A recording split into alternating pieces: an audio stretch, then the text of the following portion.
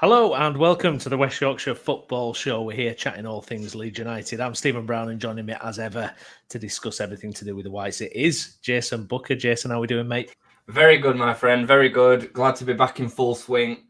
Yes, we've got lots to get to, haven't we? Including breaking news. Literally, probably about 2 minutes before we've come on live, it's been confirmed that Rasmus Christiansen will be joining Frankfurt on a season-long loan. It was one of those you thought, is there space for this guy back in the side, in the squad, in the Championship? Could he be up to the level of the Championship? We're not going to find out because it looks like he's on his way out. I mean, it's hard to really care that much, is it, Jason? I mean, it's not a great loss, is it, really? No, I think, look, we have to be real with the fact that 12 months ago, we all said that about Junior Firpo, and Firpo then went on to have a great season.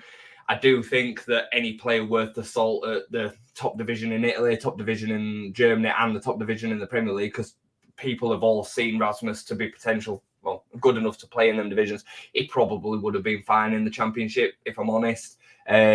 But we're not disappointed. If anything, I'm quite relieved to see him go.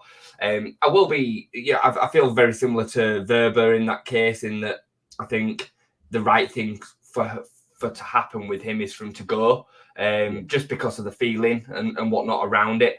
However, he would be a top international centre-back playing in the Championship. So if we can keep all of him, then great. But at the same time, I won't be super disappointed, similar to Rasmus, if he sees the exit door, to be honest, mate. No, indeed. Now, if you're watching along, please do smash a like on the video if you're watching us on YouTube, and also get subscribing to the channel as well. And if you're watching along on X, please do retweet the video, like it as well, and get your comments in as well. Name the title of the video, Jason. Leeds United losing more players. Where are the signings? Big debate going on at the moment. A lot of consternation across the fan board, I think, where people are starting to kind of get a little bit nervous about what's happening with the squad. We're seeing plenty of departures. Now, we know the majority of the departures, like Christiansen, to be fair, is fringe players, Shackleton, and players who've not really made much impact across the board. And we've got rid of a lot of, in quotes, deadwood off the squad. Probably the Glenn Kamara one for me is where you're kind of raising an eyebrow, going, "Oh, okay," because I mean, this is a guy who made a big impact last year for me. Superb. I just don't think you see players like that in the Championship with that level of technical quality. I just don't. And it was one where I was surprised, that it was building up, and he ended up leaving. And for me, it feels like a little bit of a hole. Obviously, we've lost Archie, which again, weakens us in two positions potentially. Where's your head at with the squad as a whole now? I mean, I think we're 3 weeks, aren't we, till the Portsmouth game? I mean, what are your thoughts on it, Jason, mate? Are you kind of happy with what you're seeing? Are you kind of just reserving judgment on it at the moment? Yeah, a little bit. I'm definitely not happy, because the facts are is there's still some work to be done in this team. But I'm also not hitting the panic button and having, alarms going off, because I think, last year, and I know last year was a bit of an anomaly, we had so much going on in and around the squad last season. We didn't make the first signing at all until the 19th of July, which is tomorrow. And at this stage, we've already made 3 first-team signings. Cairns, even if you want to kind of put him to one side in that he's just filled a gap as a third-choice goalkeeper, we've still signed another experienced Championship centre midfielder in Rothwell, and we've made the permanent signing of Joe Rothwell, who arguably could be the best centre-back in the division. So yeah. I don't see the hysteria and the panic around signings. If we didn't sell Archie Gray to Spurs, would we have made the Joe Rothwell deal happen? I still think we will have done. I still think we would have done. So that aside, then it's a £10 million deal that we've spent, because Archie Gray would have commanded the money that he commanded. We know that at least one other team were prepared to pay that. So I'm okay with what we've done so far. I've seen a lot of arguments saying that we're doing it on the cheap. I don't get it. Because if we were doing it on the cheap, we'd be signing all the free available or cheap signings that are going to other clubs that are trying to do it on the cheap. And when I say that, I'm looking at Sheffield United, who have signed Kiefer Moore for £2 million. We don't really need a striker in the numbers as much as I would like a new one. We don't need one. And we, what do you want them to do? Do you want them to go out and sign Calamaya, who, has had a really serious knee injury last season? He's on a free transfer. Sure, it'd have been an all right signing, but where does he fit in this squad? Where does he fit in this team? That's I think what people are getting up about. But again, if we were doing it on the cheap, we would go and sign a free transfer. But the fact is, it's probably not right. I think some fans would want Connor Roberts just to tick a box of signing a right back rather than actually getting the proper right back that we really want at a fee that we feel comfortable paying. That's where my brain's at. Like, why would we want to spend 8 million quid on Jayden Bogle if we don't need to spend 8 million quid on Jayden Bogle? We could maybe save 2 million and put 2 million towards another position in which we need. Like, we come from a background with Leeds United where we've been frivolous with money and put ourselves in all sorts of different issues and problems on separate occasions as well, not just the infamous kind of meltdown from the Premier League. We've done it again since after that. Why do we want to be like that? It makes no sense to me, mate. So not to kind of give you a long-winded answer to the question. Like, no, I'm not. I'm not worried. There's plenty of time. This squad has got plenty of strength in it. If we were to start this season tomorrow, now that Rasmus has gone, let's just take him out of the equation as well. Sure, we'd be short in a couple of places with another 3-4 weeks of the window to go, but this squad would still be good enough to finish in the top 6. Yeah, it absolutely would. I want to win the league. I think we need some players to come in to do that, but it's not panic stations. No. Is there a part of you though that is concerned that there's time left to sign players, but when you're talking about then time to integrate players, get them ready for that Portsmouth game? I mean, we don't really want players coming in late August, do we really? We want to get them on board in July, don't we? Get them some pre-season games, get them tactically familiar with the setup. Are you concerned at all that, yes, it's kind of measured at the moment, but you're not wanting to leave it kind of too late in that window? Because I don't want any excuses this year. I don't want any kind of, because I think last year it was, you might as well have just wiped off the first 2 months because it was all, well, we couldn't do anything. Everything was late in the day. And, before you know it, you're 10 points behind Leicester and Ipswich. For me, I don't want any excuses going into next season. And this is why I guess the Kamara thing with me was like, you lose that bit of consistency in the squad, and it feels like, a big part of the team has been taken out. And how long are you going to wait to replace that? So have you got any kind of worries about that at all? Or do you think, look, really, if you're good enough as a player, you can basically adapt whenever you kind of come in, essentially? Or I get it, Browney. I do believe in that. I think footballers live in a different kind of world to us in that, they're used to that, transfers happening and, dealing with, adapting to new systems and tactics and whatnot. But look, do we want to sign any player or do we want to sign the right player? Last summer, on the whole, I would say the 49ers got the recruitment spot on.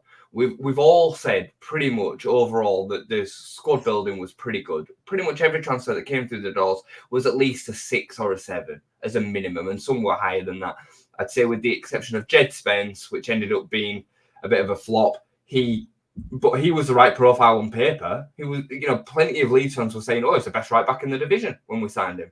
So I would rather wait and find the right player, right quality, right temperament, right mentality.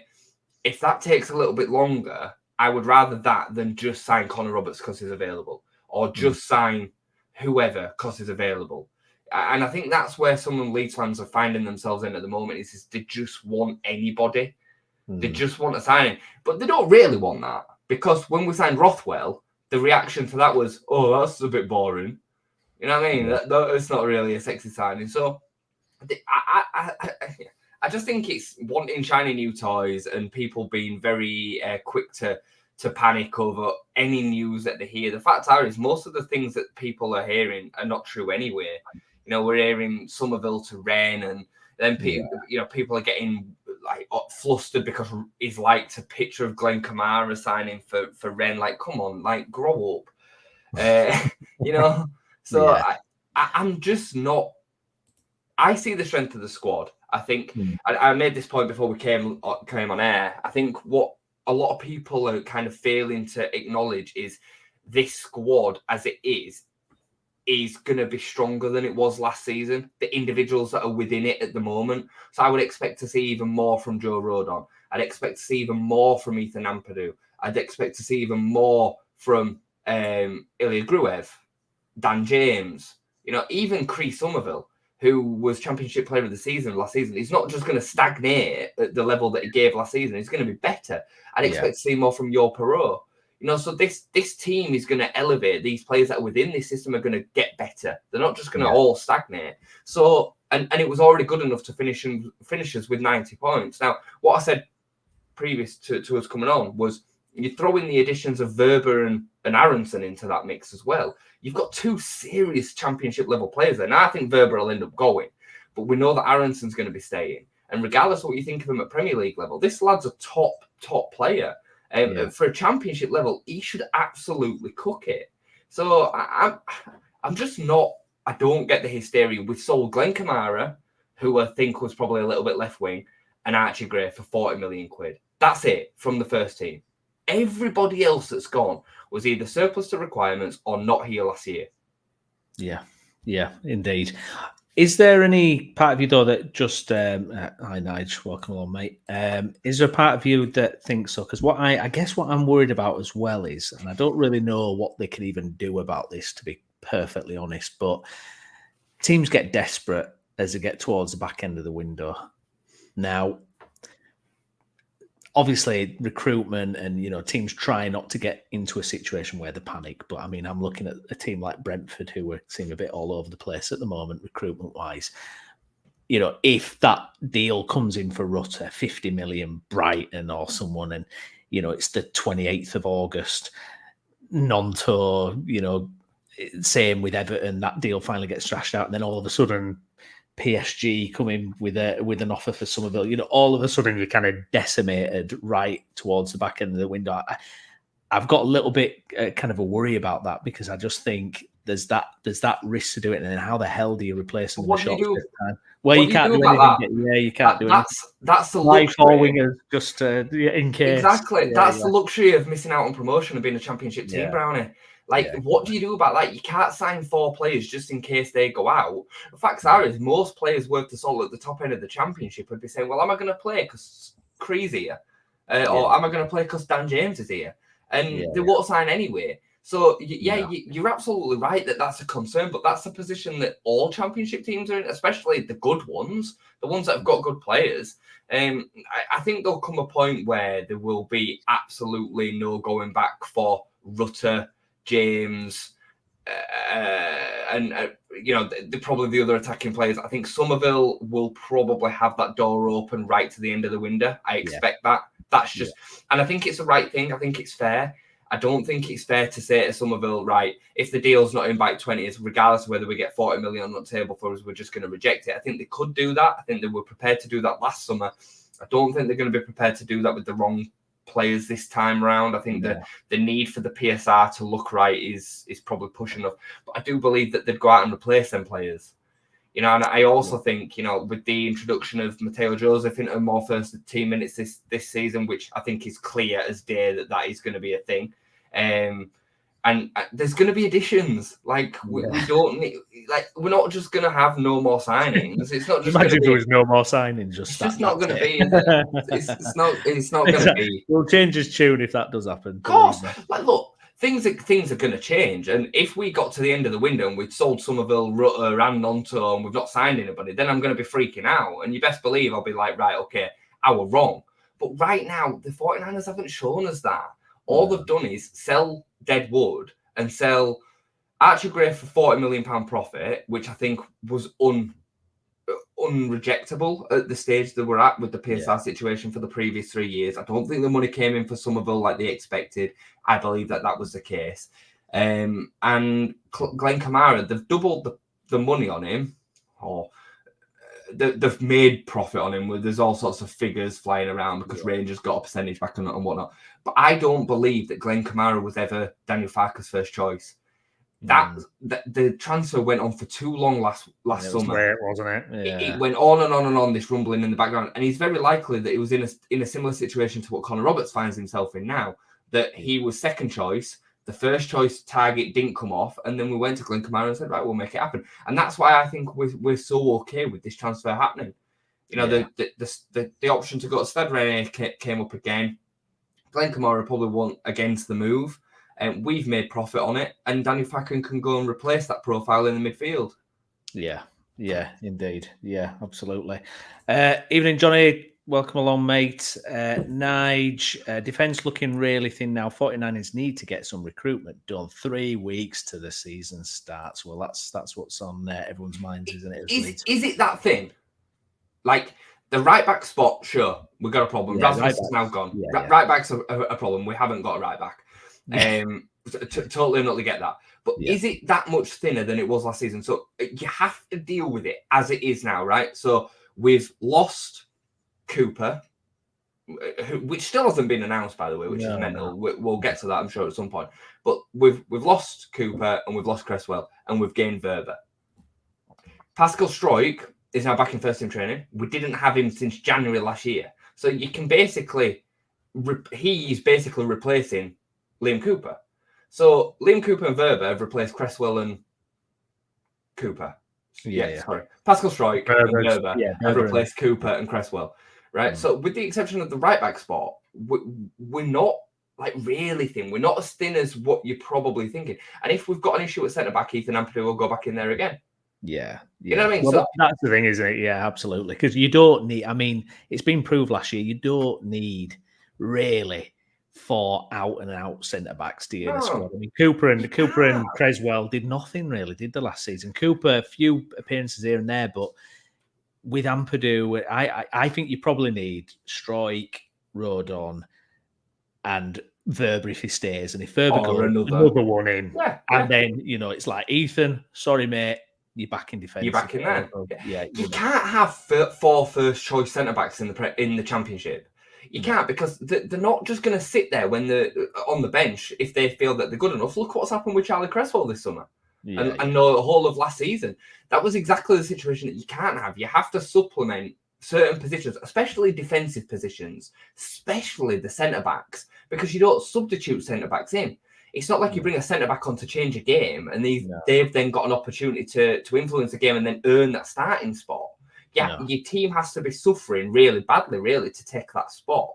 It's not like Dan James coming on and getting an assist and then starting the week after over Willie Nonto or whatever. So I don't think you can have this like ideal world of all these options. I think 3 and then a midfielder that can play there like we had last season is absolutely perfect. I think we need 1 right back, arguably maybe a defender that could do multiple jobs.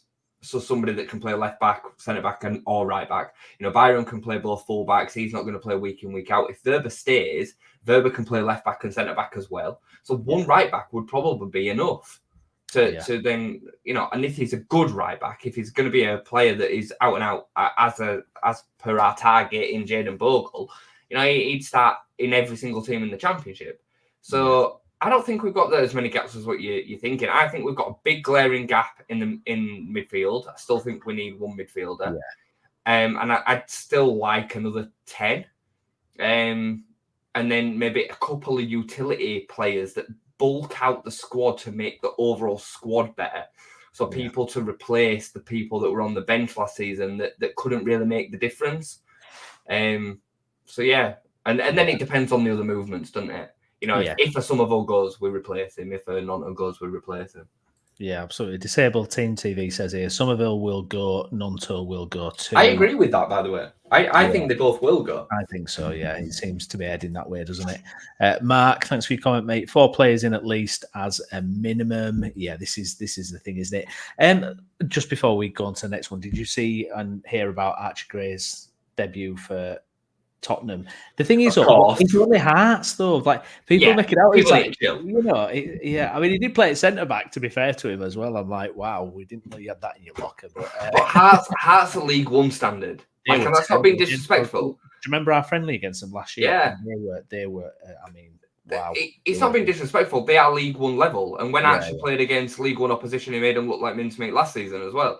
So again, it's nothing I wouldn't expect. I don't know why he's playing centre back. I think that's a bit mental, but You're going to be following him with Spurs.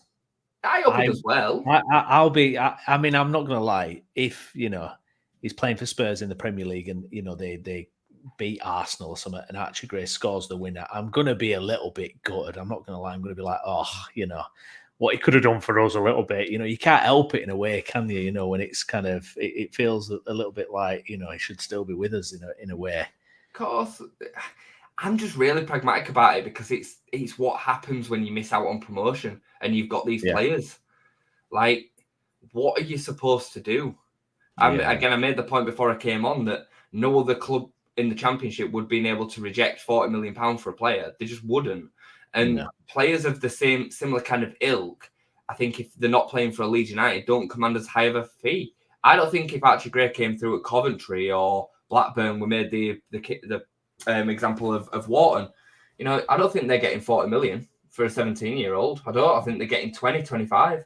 So I think we've done absolutely fine with that business. It's gutting, it hurts, and I would have loved him to play for Leeds United again for another season or in the Premier League with Leeds United. I think that's what he wanted, but the circumstances around the business side of football, when you miss out on promotion, you don't get to make them choices. No, indeed.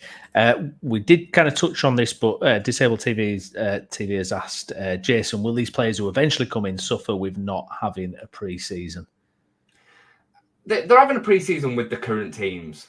They're still going to be fit, and sure, they might take a little bit of time to integrate into the system, but did Rodon take time to integrate into the system when he signed 3 or 4 weeks into the season?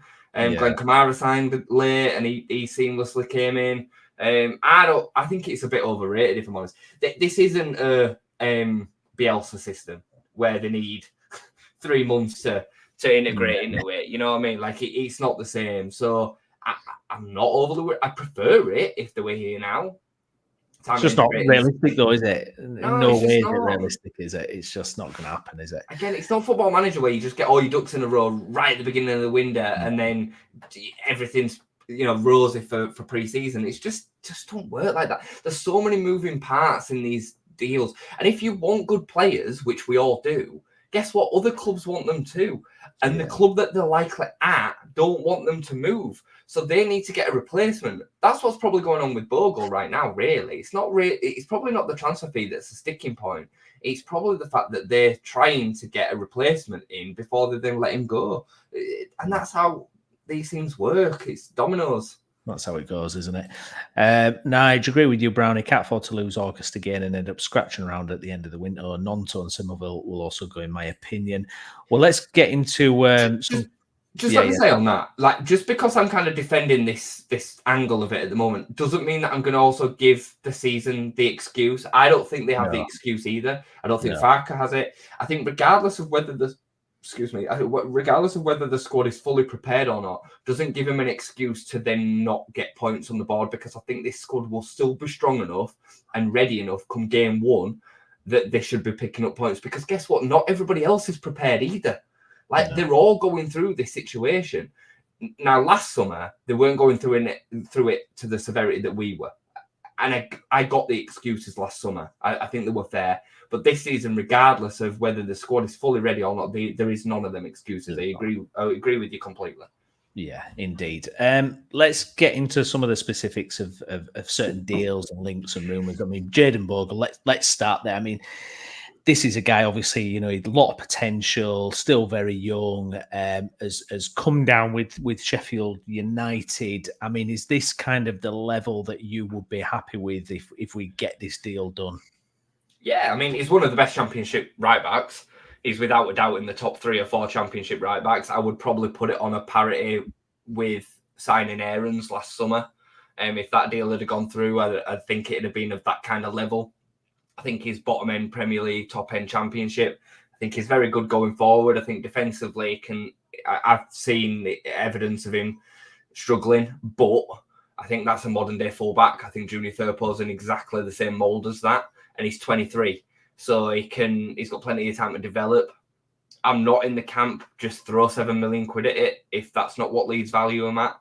I'm not in the camp of just wasting money if they think they can find a deal at less money. I don't get it at all, because I'd rather have that 2 million or that £1.5 million, whatever it is, difference towards another transfer where we need another position. If that's how tight the PSR situation is, you don't just go throwing money around willy-nilly. So I think it's a great coup. I think it'd be a great signing. It's exactly what we need. It'd give the balance to the team that we really need, because my one kind of negative to Archie last season in that area was that he wouldn't overlap. He'd never looked completely comfortable overlapping in the way that a modern-day competent fullback would. Bogle would do that. He was one of Sheffield United's best players last season, in a terrible season, granted. It'd be quite nice to steal one from them, if I'm honest, because I don't like Sheffield United at all, don't like Wilder at all. No. So yeah, I'd really like it. They really rate him over there. The Sheffield United fans are going berserk about this potentially going not Leeds, not not anywhere but there kind of thing. They value. Please go through. Please go through now. Honestly, they value him at like 12 million quid, but because he's only got a year left, that's why we're talking 6-7 million. It makes a lot of sense. It's a really, really smart deal. Well, I think I hope we get it done. Well, I said to you, in the group chat, I was saying, reminds me of the days when we used to just bully Sheffield teams and just take their players, especially when we had Howard Wilkinson. I mean, don't forget, Howard Wilkinson was at Sheffield Wednesday in the league above, and he ditched them to come to Leeds because of the potential alone. And then we took, how many players we took from? We took Brian Dean from Sheffield United. We took loads. Like Howard Wilkinson just used to his scouting was basically right. Who's playing for Sheffield that's like good? We'll just sign them, and they would just like drive down and go, yeah, I'm signing for Leeds. I'm not staying in Sheffield. And why would you? Exactly. And it's a nice little throwback if we get Bogle. It's a nice little hint to a time before. I think Sheffield United are in a bit of a mess. Like, I know people are starting to get a bit excited because they've signed O'Hare and Kiefer Moore. Kiefer Moore. I'm not like. Kiefer Moore would have been a great loan signing in January, but there's a reason Ipswich didn't make it permanent. And there's a reason that now Sheffield United, who have got financial issues, have gone and signed him.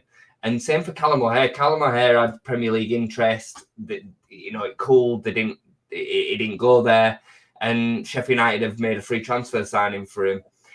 Why didn't Burnley go and get that deal done? I believe if Leeds really wanted that deal, they're going to get it done. Apparently, Sheffield United were offering more wages. Well, if we don't value him enough. Because the fact is, Callum O'Hare probably won't start. He's probably not going to start over Brendan Aronson and Jorginho Rutter or Dan James. Yeah, and then 3, I'm guessing are likely to still be in next season. So, yeah, I'm not massively enamoured by him. I mean, they're signing Jamie Shackleton at right back. That were their first signing. Like, that doesn't fill me with hope if I'm a Sheffield United fan. No, absolutely. It's amazing how quickly, though, you kind of fall into that. Just make a signing. Yeah. And how quickly people get into it of like, just right, signing Callum O'Hare, right, he's a free, just go get him, just do something. People really flip so quickly, don't they? Well, so we've signed 3 players, right? And I think Sheffield United have signed 3. Shackleton, Moore, and O'Hare.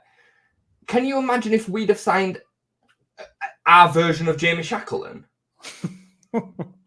Fans have been losing their mind.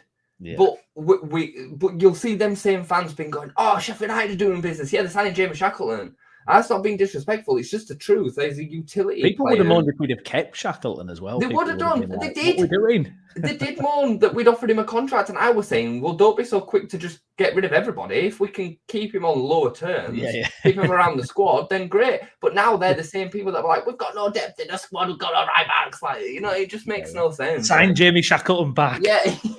Put 5 million, 10 million, get him back in, get Shaq's back. I might start that as a rumour on the Twitter page. Actually. Yeah, rumour. Linked back to Leeds. Yeah. Imagine. I do agree with Enzio's point there. I'd have loved Hamer as well. Yeah. Loved him last season as well. I think it's probably unlikely, unfortunately. I think he'll end up in the Premier League, mate. I'm honest. He could have done better than Sheffield United as well, couldn't he? After legend. leaving Coventry, I was like, Top player. Come on. Top player. Running through these, Mark, they must have a plan for who they want to bring in, players we don't know about in the background. This is how the 49ers operate. They're cloak and daggers, in it. They're doing something out there. Nick Hammond, all them, they're working on it right now. Do you remember Pirot dropping last summer?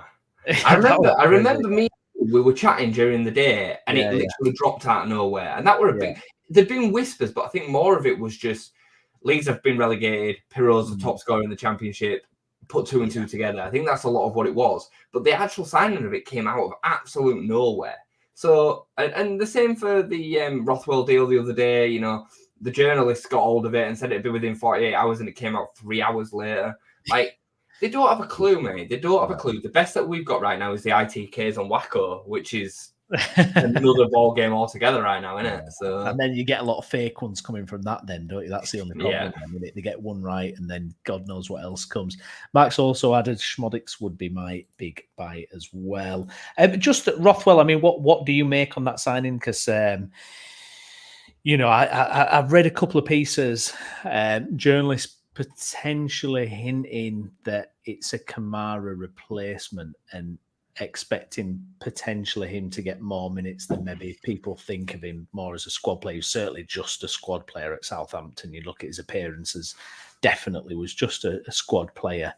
I mean, I would be surprised if he was the first choice starting player in that team. I mean, wouldn't you, Jason? But what are we getting with him? I mean, you know, he's someone who has more goal threat than a Kamara, you know, has more kind of input that way, but obviously you don't get the, you know, he's not as comfortable at retaining the ball as a Kamara. You know, you're going to kind of sacrifice one for the other a little bit, but, you know, is that what we need, actually, you know? I 100% agree with you. I don't think he'll be the out-and-out replacement for Kamara. I still think we'll sign another midfielder. However, I do think there is a world in which we start with a double pivot of Gruev and Ampadu with Brendan Aronson in front of them. I've been thinking a lot about how this team will look, and I wouldn't be surprised if that's how the midfield three looks, with then Gio out on the right fighting it out with Dan James, and then one of the other two on the other side. If they both end up going, then that's where we'll end up seeing a replacement. Or Dan James could play on the left. Yeah, Dan James can play on the left. Gio can play on the left. So, yeah, that's what I think will end up being the case, is that Rothwell will end up being the experienced understudy to them three.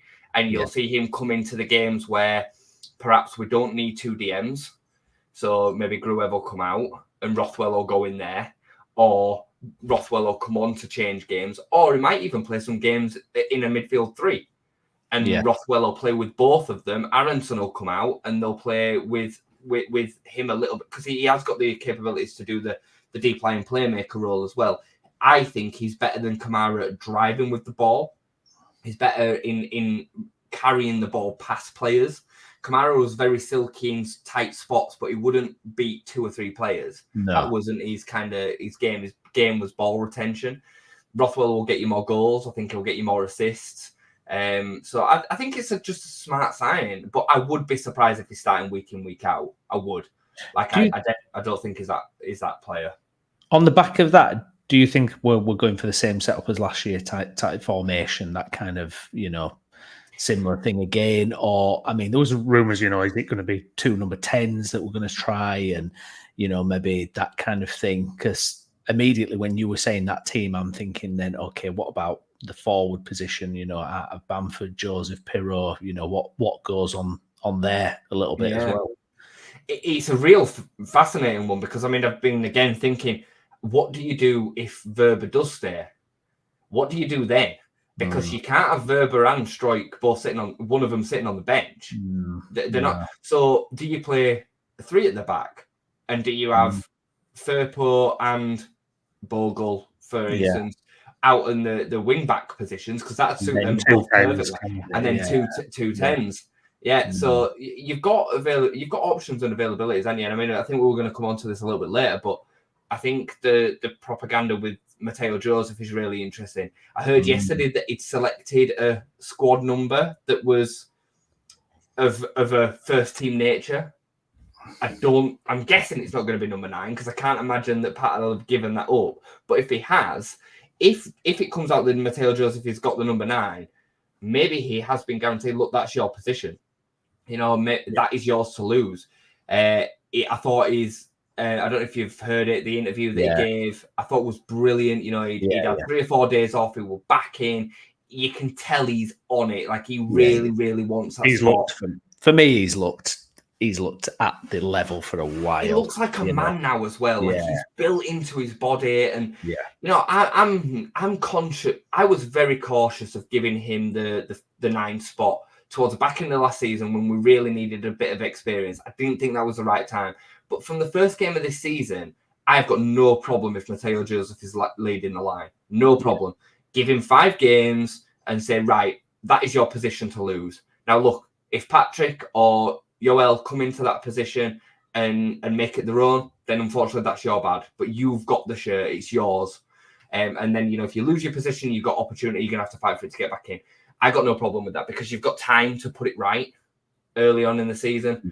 I'm all for it. I don't think we need a 9. I say that loosely because I don't think we can get rid of Bamford, and I don't think the money is there to recapture on Perot. That's the problem. You can't just, I've seen a lot of people just say, just tear up his contract, but you want to tear up £10 million because that's what you'd be doing. If you were to release Patrick Bamford from his contract without any agreement from him, you would have to pay him just shy of £11 million. It's just stupid. It's brain dead. So you just leave him on the bench and hopefully he cuts, chips in with a few goals, or he comes in when somebody's injured. I can't remember how I got to this position now. No, I was going to say because Pirro, it's interesting with Pirro as well because what happens to him then? Because I agree, I think this is definitely been gearing up that something is happening with Joseph where it's like, right, this is going to be your kind of time now. This is going to be your opportunity. It definitely seems like that because I think the guy looks ready for me, chomping at the bit. I think we saw him in flashes last season. He looked very good. But then you wonder what happens with the Pirro, But then, like you say, if it's a change of formation, maybe he drops a little bit back in one of the 10s or something like that. It's fascinating. I mean, the thing that I would like to see when we start talking about it is let's have a bit of flexibility in this formation next season. Let's mix it up a little bit more than just like for like all the time. Agree completely. Scott's just said there about the shirt numbers thing. Cresswell, obviously, last season was expected to be our first choice centre back, and bear in mind when he got that shirt, Rodon wasn't here. Farke wasn't in, and Rodon wasn't in either. No. So I do think it matters to a point. If Joseph gets a number 9 shirt, as an example, it's very clear that he's the main man up there. It does matter. I get you, but it does matter. And as for Digler's comment on Paddy, I think the timing for that loan to the Premier League was last summer. I don't think them kind of options will be there for him this season. I think Luton, Sheffield United, and maybe even Burnley would have been perfect to try and get his wages off and go back to the Premier League. Leicester, Southampton, and maybe Ipswich, but probably not. But certainly Leicester and Southampton are not going to be interested in taking Patrick Bamford, are they? So no, for me, Bamford is like if he plays like he did last season, I have absolutely no problem with his impact in the squad. I don't want him starting week in and week out. I don't, but I have absolutely no problem. I thought he would. I thought he actually played better last year than he has for a number of years, actually, since his Premier League campaign where he got 17 goals. Just my opinion. Digler, last season, in my opinion, some of the signings were rushed because of the situation at the time, takeover, contract clauses, Farke being appointed late. So maybe this time they will buy who they actually want. Well, yeah, exactly. And as Jason's been saying as well, I mean, it's so much more settled this season because we haven't got all that stuff. We haven't got any of that stuff. Yes, there's transfers and there's ins and outs and there's going to be more of that, but that's just standard stuff that every team's going to face. So for me, yeah, there's no problem with that. There's no issue and no excuse, I think, really going forward for anyone. Let's chat a little bit about some of the other big names in the squad then. And I think it was probably last week now that it came out about Nonto to Everton, that famous rumour that sprang up last season, which kind of drove everyone nuts, I think, because it kind of went on and on and on. Seemed to be kind of picking up real steam a few days ago, but it's gone kind of quiet again. It's funny, actually, because Leeds with Nonto seem absolutely dead set on getting the fee they want, there's no sense of letting him go cheap or anything, is there? Even last season he put in a transfer request, for God's sake, and they still said no, you're not going. They just seem absolutely. I guess that's why I look at the Kamara thing. I go, oh right, I wonder why, and yet maybe you're right. Maybe Farker has said, look, it doesn't really, not ideally fit into my, situation. It does make you wonder because, I look at Farker and he, for me, bet his chips on Nonto last year. He played Nonto over James in the final, which on reflection was a big mistake. Yeah. And maybe he's his man and he wants to, fight as hard as possible to keep him. I think the Kamara's sale, if you look at it really, it makes a lot of sense. It just makes a lot of sense for the start. I think at times, and I liked him, and I do think technically he's a level above the championship. But in our system, I think at times he stagnated us a little bit. As for Nonto, I think the 30% fee to Zurich makes is creating a problem. I think it's creating a problem because I think they value him at around 20. I think. So to get that figure after paying Zurich what they need near on 30. And I don't think anybody's prepared to pay that fee. I think he would have already gone back to Italy by now if the money was over there, but it's just not. And I keep on saying this, and I'm going to die on the sword with it. I just don't think he's as good as what people make out he is. I think his potential is there, but I think his attitude's a problem. I think he's got a real attitude issue. And I actually think the influence that he's had, even in the championship, I think is minimal. I would say he had 4 or 5 standout games last season in the championship. I'm pushing it to say that he had any more than that. I think he had so many games. He had that great run, didn't he, where he seemed to be scoring every week, and then he got injured, didn't he? And it just seemed to stop his flow completely. He's not as effective out on the right. He was poor in that final. That playoff. That playoff final was where someone of his quality you're looking to kind of step up and deal with it. But he just, it was so aggravating, that final, to be honest. It was really poor, but that weren't his only poor game. And I will stand on that hill and say that Daniel James was far more effective than Nonto was last season. Yeah. He's not as technically gifted as Nonto, but he works harder and he's more effective in the championship. And for me, I wouldn't miss Nonto in the slightest, if I'm honest. I really would. I'd miss Summerville. Did he sour it for you with a transfer request? Was that where you kind of it died a little bit? That kind a bit. But I try and be like as objective as I can be. And people were gassing him up at the beginning of last season as this boy wonder. And when you think about that Premier League season, he was just the only shining light we had in an awful season. And really, when you strip it back even further, he had 4 or 5 good games. I've made this point before. Sam Allardyce on the podcast Tiki Taka football said that you can't. He's undroppable. He plays every week, and then next week he's the manager and he starts him, and then he drops him after the first game. He don't play him. So he played him against Spurs, you remember, and he then didn't play again. He didn't start another game. And I think he maybe started the last game of the season or didn't start at all again. So clearly he wasn't the player that we all thought he was. I don't think, or we all gassed him up to be anyway. I think the Italian international thing kind of gives him this unrealistic expectation of what he is giving right now. He should have absolutely torn the division up last season, Browney. He should have done, and he didn't. He didn't. So no, that's absolutely no, indeed. Disabled Team TV, give me James over Nonto any day. Skip. Don't get the meltdown by some fans about transfers. Do we really think the 49ers want to stay in the championship? They will do the right thing. Exactly.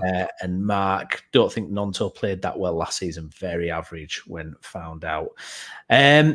The other big name, obviously, a man who definitely did perform last season and was Championship Player of the Year is Cree Summerville. And it's really interesting with Cree, really, because he's teasing us a little bit. He's doing competitions on Instagram, giving away Leeds stuff, and he's on all the training pictures and, he's there in the new kit, and you're thinking, could he actually stay at Ellen Road this season? Wildly, though, I don't know what's going on at Rennes. Have they been taken over or something? They're just trying to I mean, this rumour that they were linked with Summerville, I was like, huh?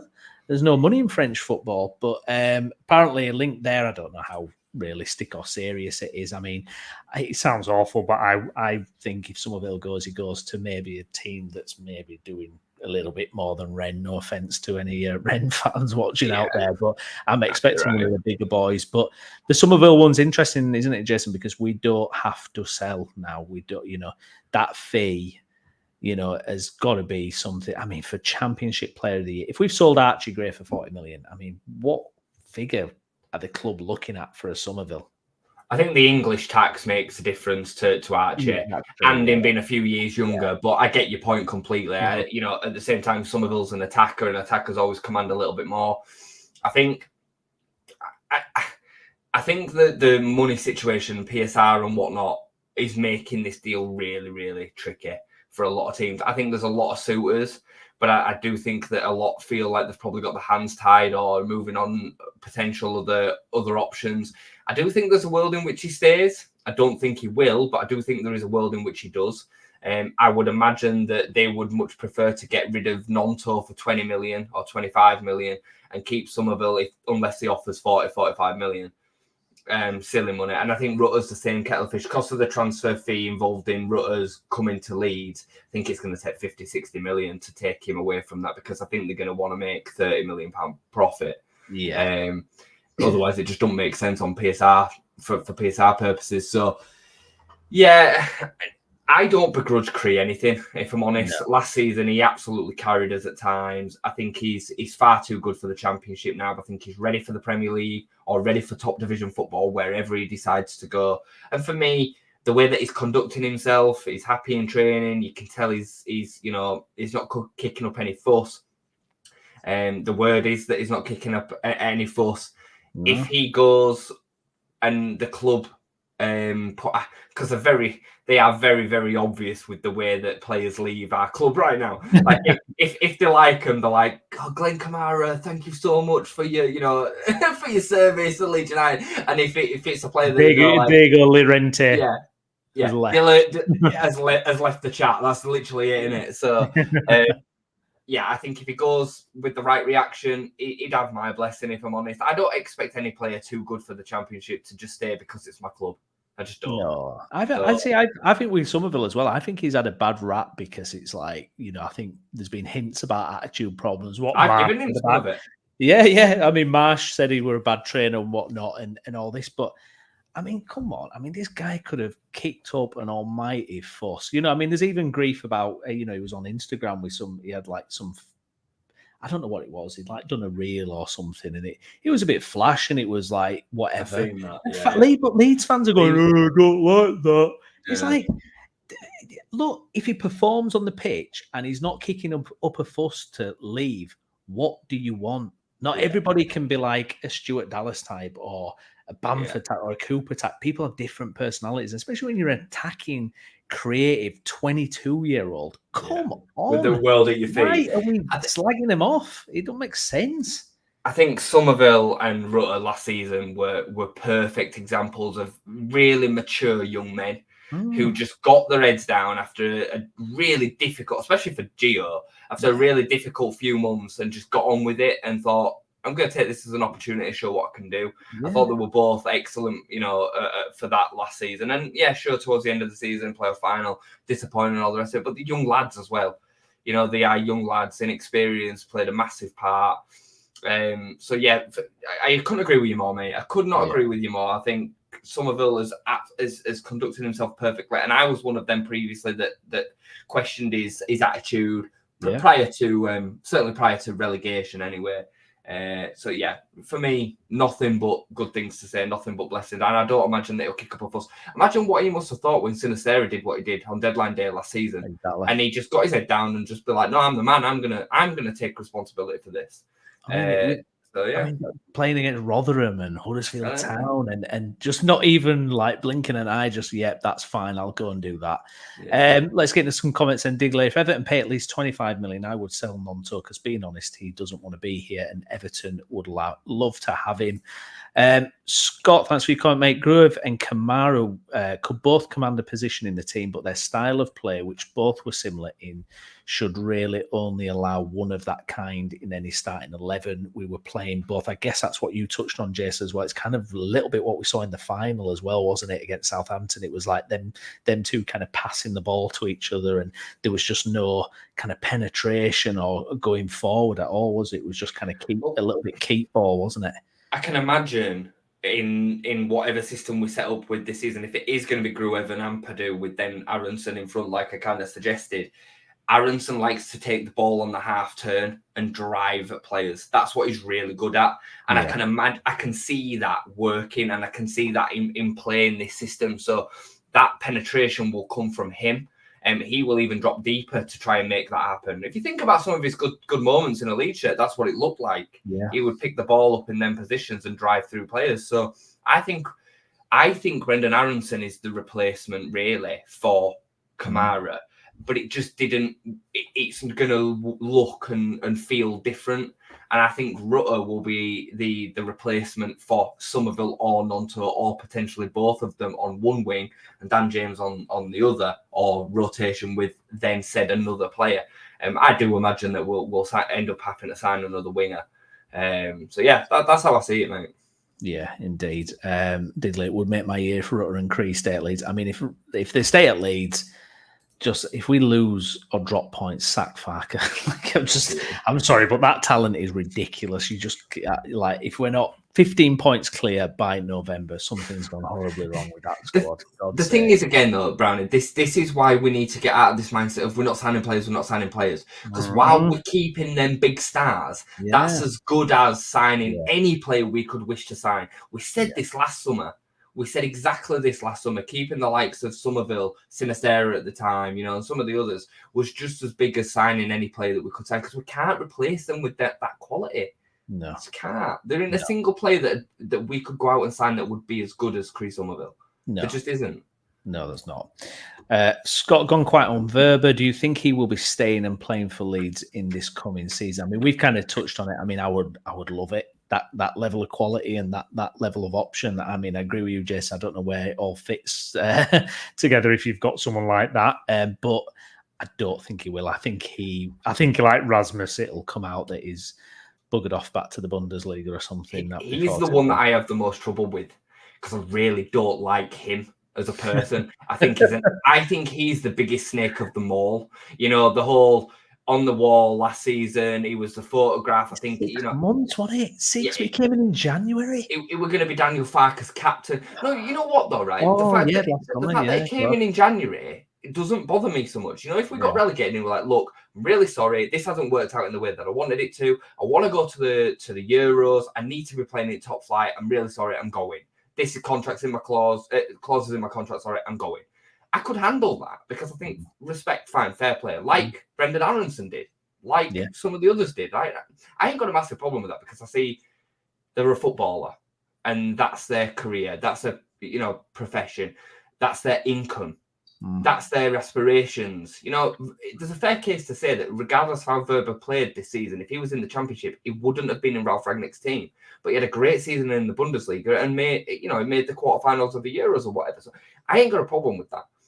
But leading us on, I'm staying. I'm a warrior. That's what he said. I'm pretty sure it was reported that it was Daniel Farke's captain, or he definitely captained us in pre-season before he left. Yeah. And then to just be like, right, I'm off out of nowhere, that I don't like. And then this whole attitude of, I'm going to deal with this after the Euros when I'm ready. Like, who the hell do you think you are, right?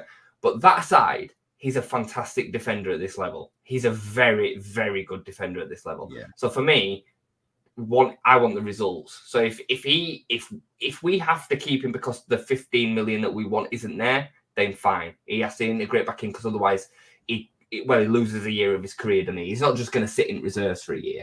So no, exactly. Fantastic. Guys, if you watch on, please do like the video, get your comments in, subscribe, all that good stuff there as well. Richo, we've not seen you on for a while, mate. Our resident Everton fan. Let's get the deal for Nonto. Come on, Leeds. Can you pay us some money for Jack Harrison, please? Never mind Nonto. Stop getting freebies. Yeah, stump up some cash for Jack Harrison, for God's sake. I wouldn't be sad to see. I mean, if I were an Everton fan, I'd be like, not. I think they spend that money so much more. Oh wisely. yeah, I think if they look deep, so much more wisely. That deal, yeah, I think if they look closer at that deal, you would suspect it definitely.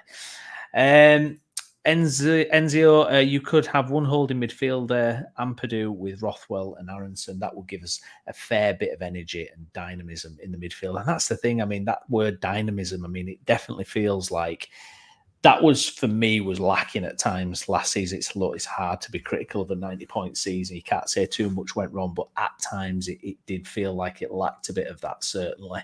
That's what you do when you're playing Plymouth and Rotherham and these kind of teams that are going to low block us. That's what you do then. You play a Rothwell and an Aronson.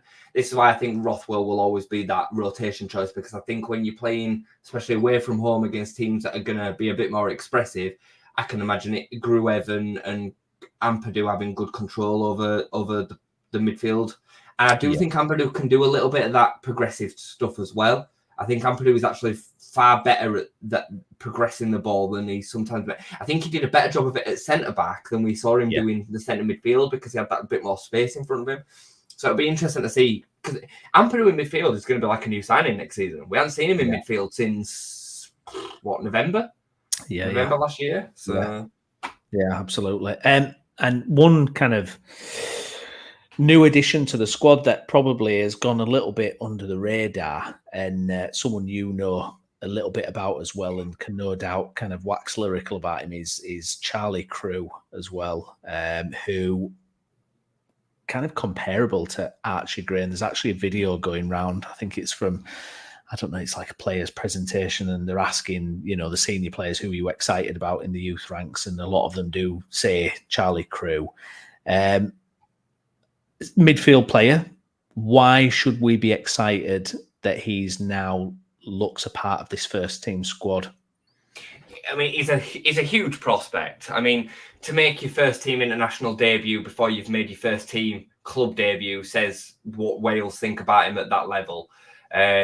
He's got a really good ability at being able to dictate play. That's what he's really good at. He's a deep lying playmaker, really. He's not, I would say he's not as industrial as Archie, but technically on the ball, he's really good. His passing range is really, really good. In the under-18s cup final against Man City at the Etihad, he was the only Leeds player that looked like a first-team player. He looked like a man ready, even though he's got boyish features. You know what I mean? He had that presence around the pitch, whereas all of Manchester City players looked like that. Like the Leeds lads looked young. They looked like boys. They did. I mean, it were man versus boys. Apart from Crew, he was the only one really that kind of had that presence.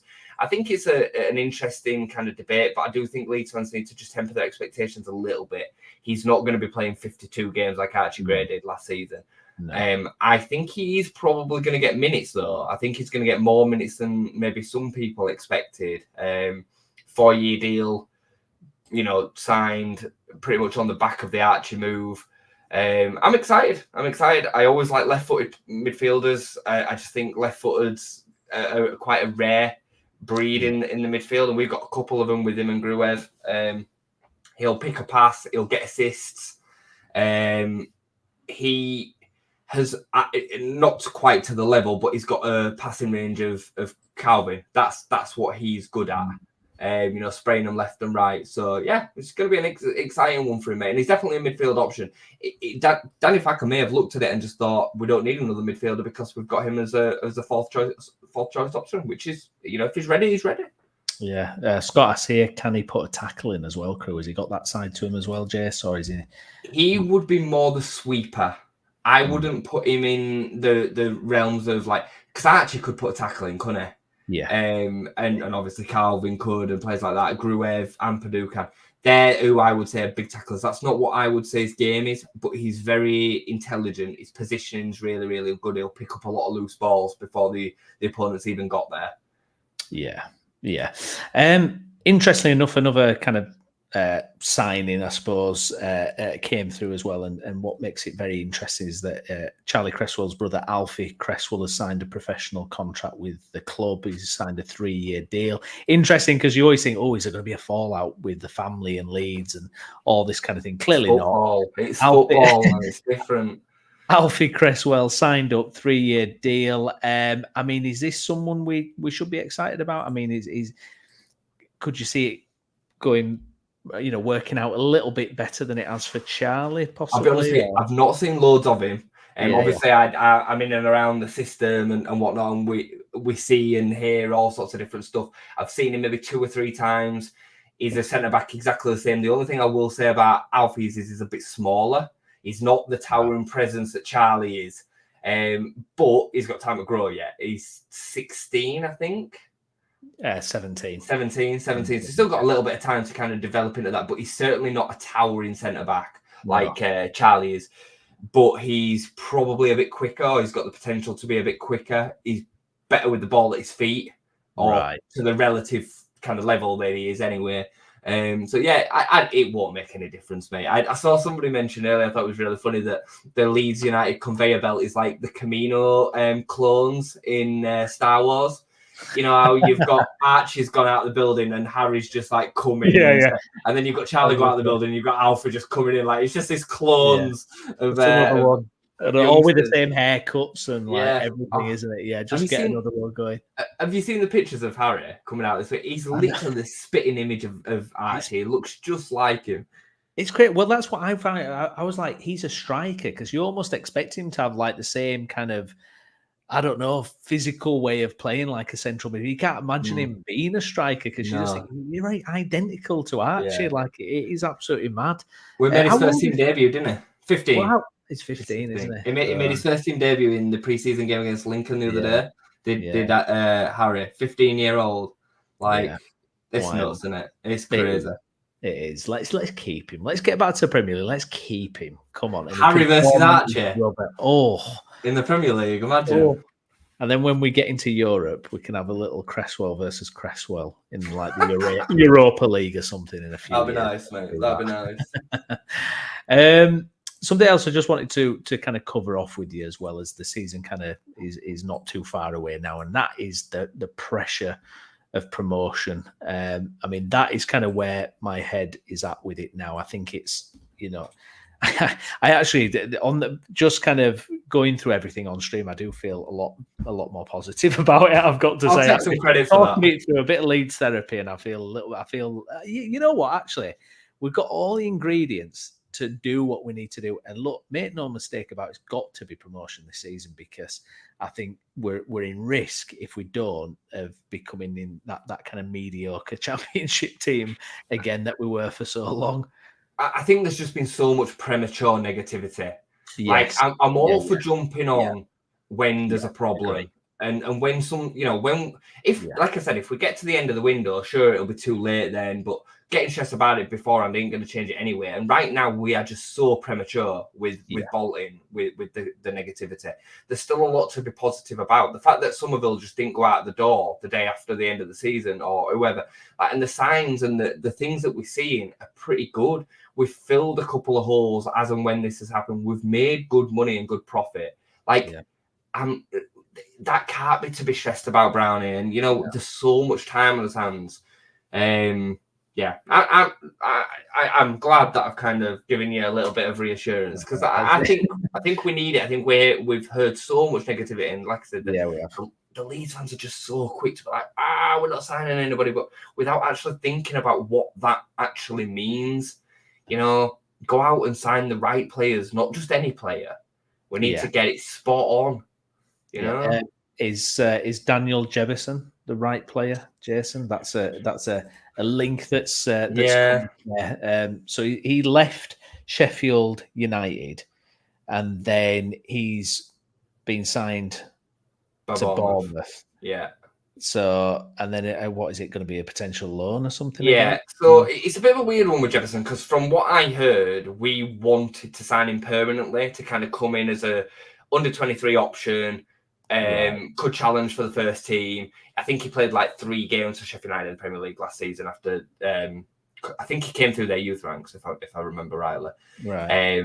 We wanted to sign him. Bournemouth came in and stole a march on it, got the deal done, but then basically said that he's going to be going out on loan for the season to the Championship. He won't be going to Sheffield United because there's quite an acrimonious kind of fallout there because he's left them for free and gone to Bournemouth when he could have signed a new contract to Sheffield United. If we sign him, I don't imagine that it'd be a first 11 signing. I would imagine he'd probably be used similar to Jadon Anthony, maybe even less. He'd be that kind of profile, but then it depends on how much game time Bournemouth are going to want him to have. Are they going to be happy with him having that limited game time at a Leeds, or they're going to want him to go to whoever, the bottom end, but maybe a Plymouth? It could be a good shout, obviously, on the South Coast if he's now moved down there or whatever. He could go and get the game time down there or something like that. So, yeah, interesting one. It's tentative. There's a couple of teams interested in him on loan. I'm not sure whether it'll happen or not, though. But I have seen a lot of rumours about it. No, indeed. Scott, been a quiet day today after 2 days of knockbacks on Bogle, followed by 1 day silence. I think there'll be positive news on Bogle tomorrow. Let's get a Friday signing in. That'll be nice, won't it?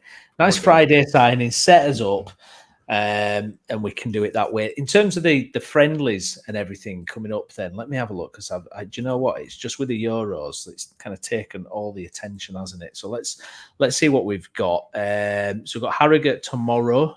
On LUTV, that as well, by the way. How much will that be then? Is that like? It's $3.99 a month. I think. Oh, is it? Can you not? Can you just do a match pass then for it? Or maybe, I don't know. Like £10 or something. Yeah, probably. Probably. I think you might be able to get it on the visual radio. On the radio. Oh, it's time for all that again, isn't it? Yeah. Yeah, lovely. And then Valencia they've got, and then that's everything that Google's showing me in terms of. Well, that's because everything else is in Germany, isn't it? Behind closed doors. Yeah, I don't know what the deal is. I don't know what's going on, but there's clearly something going on. Yeah. So it's well, 49ers were getting blamed for that as well, weren't they? By good stuff. All right, well, Jason, I think that's everything covered, isn't it? I think we've got through a few bits and pieces there, haven't we? Anything else catching your eye that you want to chalk off before we depart? I think the just to kind of finish on Liam Cooper thing is really interesting to know what's kind of going on with Coops, because it's now getting to the point where it's like a bit weird. Yeah. Right. We've not been able to say goodbye to his 10-year kind of key, captain, one of the most key integral cogs in the whole of the Bielsa system. Like, it's synonymous with Leeds, and we've just not, like, he's not even back in training, obviously, because he's now not signed to the club. So what's going on? Like, surely we've read that he's got offers from Blackburn and Sheffield United, which both make sense. Free transfers, experience. Given the Sheffield United recruitment, it makes perfect sense. I think he'll probably end up at Blackburn, but they're in big money issues as well. I don't think he'll want to play for Sheffield United, if I'm honest. I can just imagine him being like, nah, that ain't for me. Yeah. But it depends on where he feels like he's going to get the best offer. But it just feels weird that we're now 2 weeks into pre-season and he's still not training with anybody. My thing is, I'm wondering if they're doing like a big thing, like a kind of a media kind of thing, or they're going to do a kind of big goodbye video, and they're doing little bits and pieces like that. That's but it is odd now. It's kind of gone on it's going on quite a long time, isn't it? Definitely don't think he's going to sign. Then you don't think there's going to be any chance that he'll actually stay? I'd be very shocked. Very shocked. I think the terms are going to be seriously lowered. It was still on big money. 25-30 grand a week is what I heard he was still on in the Championship. You're going to be talking 5-10 grand a week max as a backup fourth choice, or maybe even fifth choice centre back. I mean, he didn't even get the centre back role last season when Ampadu was dropped in, and we could have put him back in midfield, and Cooper still wasn't chosen. So I just don't see it. I don't see it. I think he'll want to play. Yeah, indeed, and we'll see what happens there. Good stuff. Okay, we'll leave it there. I want to thank everybody who's commented got in touch, like the video, subscribe. If you're watching this again later, please like, subscribe, all that good stuff as well. Myself and Jason will be back on the channel shortly. Catch us on the West Yorkshire Roundup show every Monday as well, where we're chatting with the other lads as well. But I've been Tim Brown. With me has been Jason Booker. Jason, thank you very much. You're welcome, mate. And we'll see you again soon. Thanks for watching.